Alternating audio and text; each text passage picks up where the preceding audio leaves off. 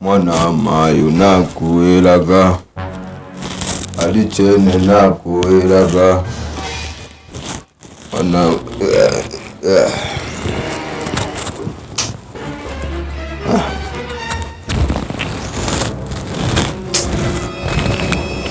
maisha jamani, kushazeeka hapa kwa shida na tabu kweli.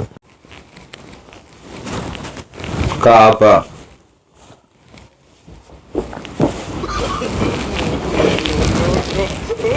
Wewe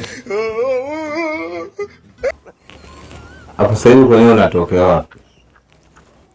Mzee, sasa natoka mihangaiko yangu huko Mission Town huko. Sio hapa tuko mjini hapa. Aya, sawa. Nilikupa nauli umtumie mkamwana wangu. Ulimtumia au hujamtumia? Sasa wewe mzee, wewe mwenyewe unauza mashamba huko.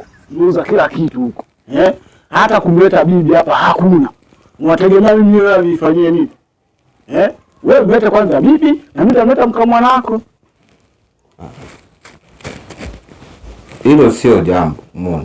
Mimi nilishafanya mambo yangu zamani, kile kipindi cha zamani sana.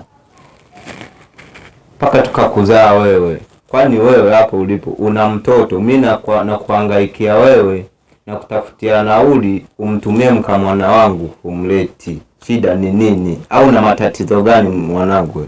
Sasa wewe mzee huko unakoelekea, na maana wewe ujana wako wote useme ukoi kwa na mtu.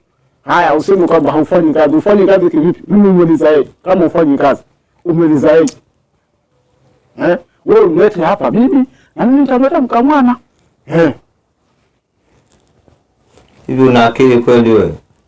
Akili zipo. Ndio maana nimetumia hela. Akili zipo.